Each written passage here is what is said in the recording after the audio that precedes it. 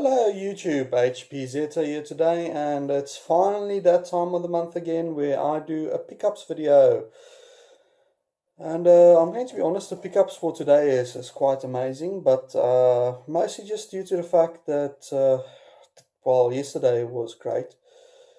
The rest of the time I didn't do any other pickups this month. There hasn't been anything floating around, most of November as well. So if you're watching this in the future, congratulations. I'm probably sitting at the moment in Margate with my new car, which depending on the internet connection there, I may or may not do a video about, or a few videos about. We'll see when we get there. But it's past me talking to future you, so to speak. So I'm going to do the pickups last. I just first want to do a little bit of a chat because it's the year's ending and we're getting to that. I'll probably do a formal video when I come up with a proper topic to talk about everything. And I just want to run down to some of the interesting things I've noticed this year. And one of the things that saddens me for some reason, and I don't know why or if I'm just not looking at it hard enough. I've noticed that YouTube's algorithm for recommending new content, it's completely stopped recommending, to me at least, I don't know if this has happened to you, new retro gaming YouTubers. There's still some new channels popping up that's still like under 500 subs like mine. Well, mine is just over 500, but then you get what I mean. That keeps on popping up from time to time. But on the recommendations, you don't see these new YouTubers. It's not showing me them, and it's also not showing me any new retro videos under recommendations. I think this is due to two main things, and the first thing that I noticed is that there are fewer new YouTubers actually going out, fewer people getting into the hobby of documenting over YouTube their collections, their repairs, their struggles, etc. So I think that's the first thing there, but I don't think that's the primary thing. I'm 95% sure when they reworked the algorithm to look at your likes, dislikes, and comments, because now that's what they're pushing, is videos with the most interactions is getting higher priority. When they reworked that, they also reworked on formula to ignore the current subs, because in my opinion what should have happened there, I don't think they're working it out like this, is look at the number of subscriptions, then divide it by the comments and the thumbs up and things. That way, when people comment, and for instance on my videos, there's only 15 people commenting at any one of the videos. And if there's only 500 subscribers, that's quite high. It's a 10% comment rate, more than a 10% comment rate. So they should take those things into consideration for recommending a video as well. And I don't think that's happening. I don't think they're doing that. So what I'm finding on YouTube at least is it's not recommending new channels to me of new people or content that I want to see. So what I've noticed is about 70% of the videos is videos I've already seen. Another 30%, well, let's make it 29.9, I'll do it in their favor. It's videos that I don't want to see. It's things like modern computers, car repair, and that. I might do a once-off video where I look at some dash cam footage from people doing insurance fraud, and suddenly my feed for recommendations is flooded with it. Somehow the recommendations algorithm isn't functioning properly, and I think this has had an effect with everyone's subscription rates, and I think that everyone has said no, it's because they changed it for the likes and the comments for recommendations. I don't think that's the case. I think it's this whole thing of not recommending new content that you haven't watched in your recommendations or playing it safe. I think that's where the problem is coming in.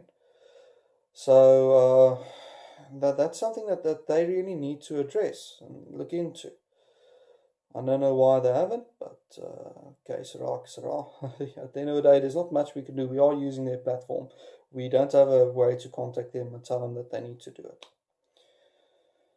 And that's the one thing that I've noticed this year and the years going forward. And the other thing that I noticed is, and this is a big problem for me, okay, a lot of newer users have decided that with the Famicom's mini success, it's a good idea to take working NESs or Famicoms or even non-working with trivial things broken, stripping them out and putting Orange Pis and Raspberry Pis and stuff inside.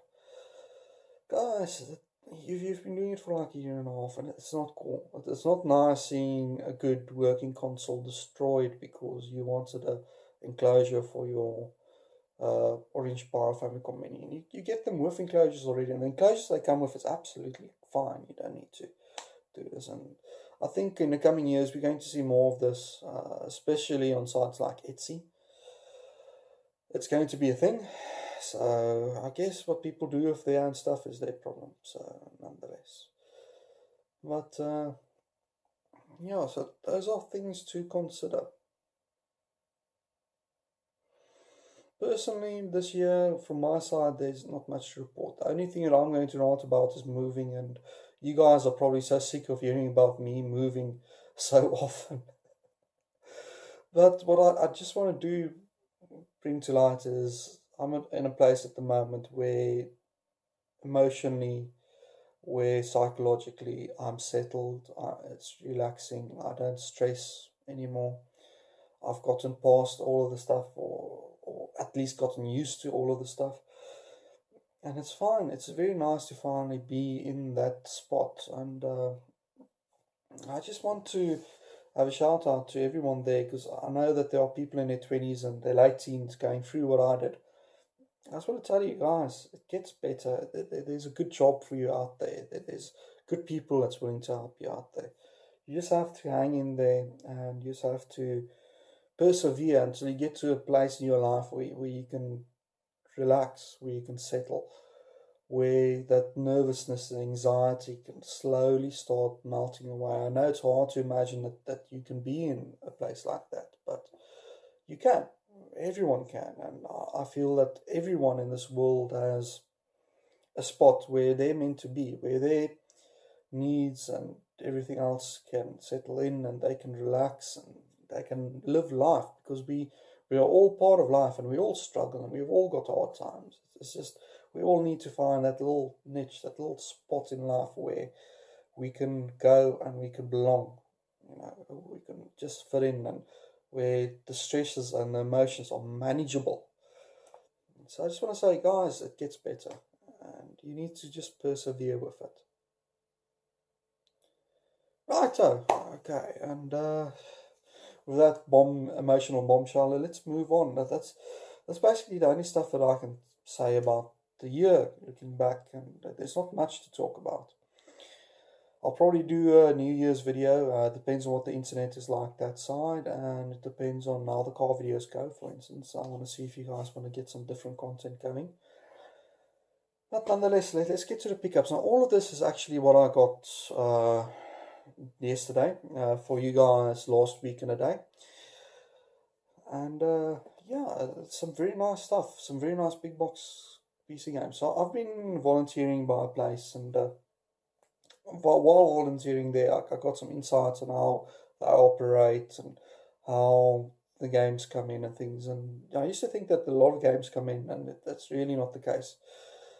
Very few games and CDs actually make it to these places, and when they do, about a third is thrown away because the CDs aren't there, or well, it's copied, or it's stuff they can't sell. So yeah, that sort of happens. But also working there, you can't like volunteer and then say at the end of the day, okay, I'm buying everything that came in for that day, or I'm hoarding everything no one else can get go. So I haven't actually been buying much, but today, making friends with people, you can tell them, look, I'm into this. This is my collection. This is what I like collecting, and you'll find out they like collecting something as well. And somewhere in the middle, you can like meet and you can come to a compromise and things. So today, when I went to go volunteer there again, I haven't volunteered in about 4 or 5 weeks. Okay, I came in the morning because that's normally when I look is in the morning and in the afternoon, and anything that comes in while I'm there, that's free reign for anyone. So when I came in the morning, I noticed that they had some big box PC games there, and what I immediately grabbed for myself was Aliens vs Predators 2. I've been trying to get this boxed for some time now. It's an amazing game, and the box for this is in very, very good condition. I seldomly see them in this sort of condition. Yeah, it's a bit ripped for the labels and stuff, but that's normal. I mean, what can you expect for something that old? They also had Age of Empires 2.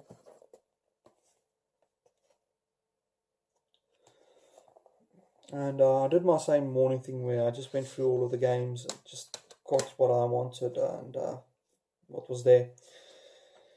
So I picked up from the other shop that's not too far from them, Aliens vs Predators 2, the expansion pack. I'm sure the same person probably donated those. It wouldn't surprise me at all if it's the same person. Fairer, because I've got Cleopatra, I think it was, and I've got both.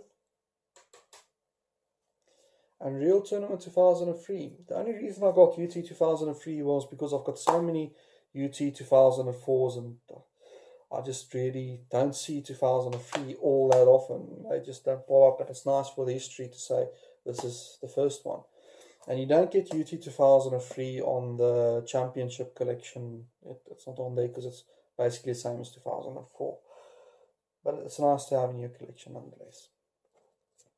Secret weapons over Normandy, also a must-have that I wanted to get. You basically fly all of the secretive World War II planes and World War I planes, which is kind of cool. Command and Conquer 3. Surprising I didn't have in my collection. And then the complete Spaceworks. This is Spaceworks 1 to 6.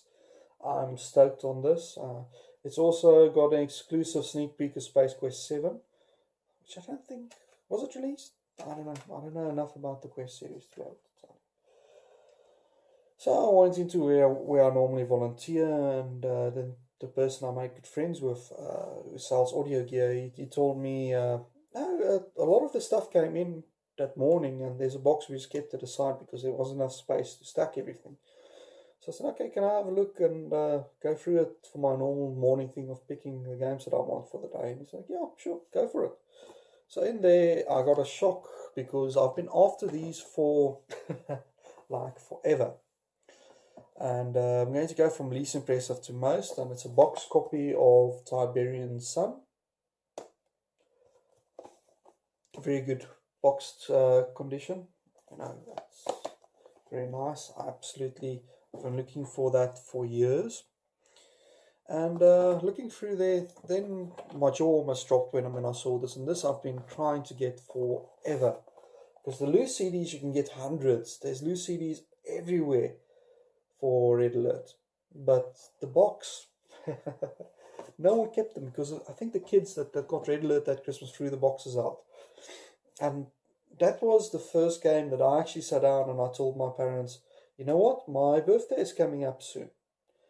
Now, this is the game I want. I want this specific game in the box. It's been released. I think then it was already like for 6 months, so it was already discounted. And the main reason I wanted that one is because about 6 months prior, my uncle got a free copy of Command & Conquer from one of the suppliers that he used to buy hardware from, and he took it with home and he installed it for us, and we took a pirate. Don't tell anyone. We had a copy of this. Okay, and on the network, we used to play this religiously, like once every 2-3 weeks. We used to sit down on multiplayers over IPX, SPX, or a coax cable that you get, and we used to play the out of it. The only problem is when I opened this up, they didn't have the CD. But guess what? These things, you get hundreds of these CDs. Well, Command & Conquer not so much, Red Alert definitely. But they're in good circulation, just the discs. The boxes are hard to come by. So I just grabbed one of my spare copies that I had of Command & Conquer, stuck it in the box, and now I've got a complete Command & Conquer. Yes, the box is there of tatty, but it's a game that doesn't come over. Now, the last thing that was in the box was a Famiclone, and I had a look at this box, and I bought the Famicom as well. And a lot of collectors will actually tell me that Famicom isn't worth collecting for, and it's not something that collectors should go after. But for me, it is. It's got a special place in my heart. In South Africa, we never got the expensive NES or Famicom. It was never officially released here. I think it was due to apartheid and import regulations and a whole bunch of stuff that was just stopping it from happening here. So you got NESs, and when a NES came in here, it was imported through Brazil, I think it was, or somewhere else, and there was a long process that it had to go through, and it was so expensive. I've never physically had my hands on someone that owned one, so I've kind of given up on unless I import one, or unless I know that one of the local sellers had one at one stage that I worked on it and had a look at. So yeah, I do collect these, and there was a box, a little shoebox with it, and in the shoebox was games. Before I start with these, there's urgent appeal I want to do to everyone, because most of these was on that specific cartridge. If anyone has a 32 in one, I'll see if I can put a link in the description of the intro video of what it looks like. If any of you have one of those and you want to sell it, please let me know. I've been after it forever because it was one of the only 4 games I owned growing up for my Famicom. We weren't that well off, and my father generally's thought was, you had a computer, you don't need a game console. So we only had 4 game cartridges. One of them was a 32 in one. So if you come across one of those, drop me a message. I'll show you what the link looks like.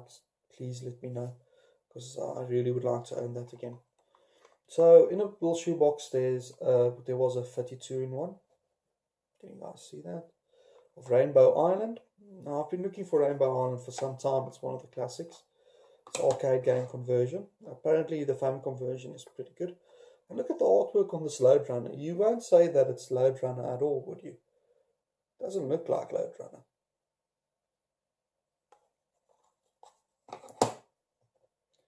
Macross.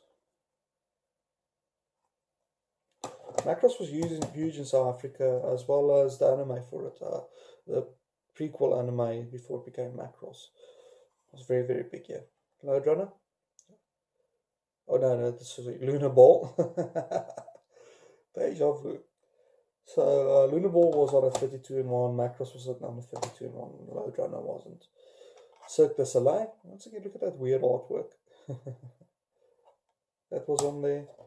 Pac-Man was certainly on there. And then we've got Super Mario Bros.